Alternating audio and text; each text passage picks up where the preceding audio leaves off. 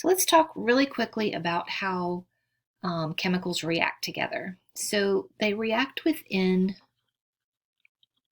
chemical reactions.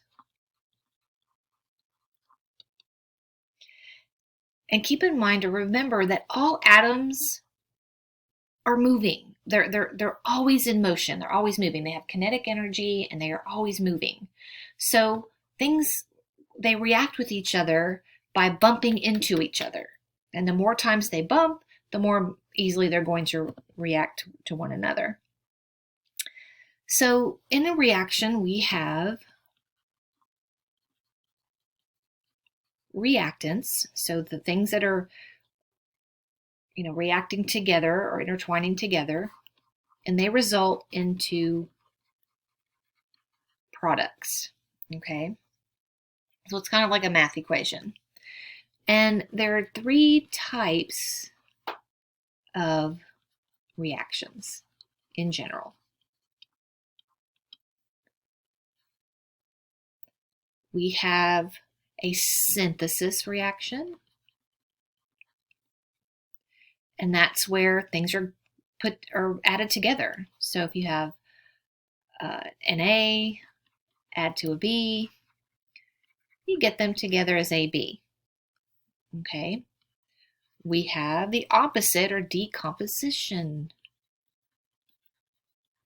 reactions. So that's where you have AB and you take them apart to have A plus B, A and B separated. And then we have exchange reactions. So that's where you have maybe an AB here, a C, add to a C, and things get moved around. So now we have A plus BC. Okay, or we get a B plus AC, or whatever. Okay, so that's an exchange reaction. So all reactions are parts of either a synthesis, a decomposition, or an exchange. So what affects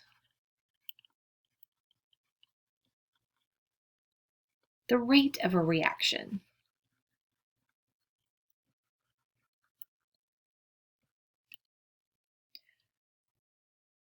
Well, the first thing is temperature.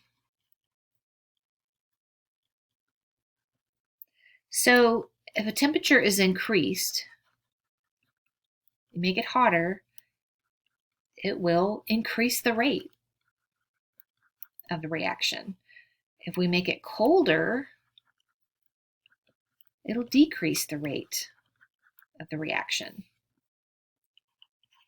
Okay? The concentration. So when we talk about concentration of something, we're talking about the amount of it.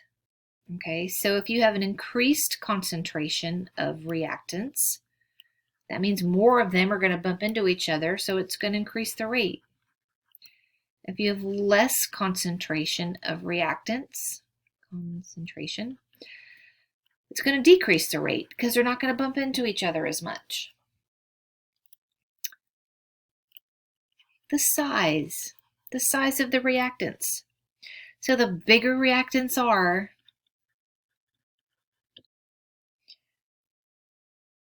the slower they're going to move around. So it's going to decrease the rate. The bigger they are, the slower they're going to move. So they're going to bump into each other less.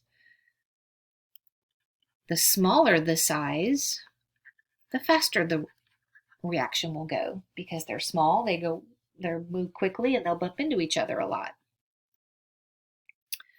So let's go over here. Number 4, the pressure. If pressure is increased, what will happen? The rate will increase because we're pushing the molecules closer together, so they're going to bump more. If we decrease the pressure, we're going to decrease the rate because they're not going to bump as much. And the last thing are are catalysts. So a catalyst is something that speeds up the rate of a reaction, and it decreases the activation of energy to make the reaction go. So catalyst, again, we'll say increases the rate. That's what they're designed for. And they decrease activation energy.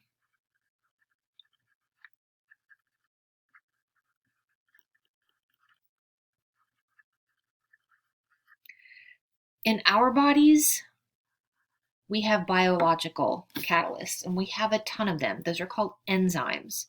And without them, we would not be able to function. Our reactions would not be able to support the load or the demand of our bodies without these biological catalysts. So next we're going to talk about water, the characteristics of water, because that has an effect on all of these things.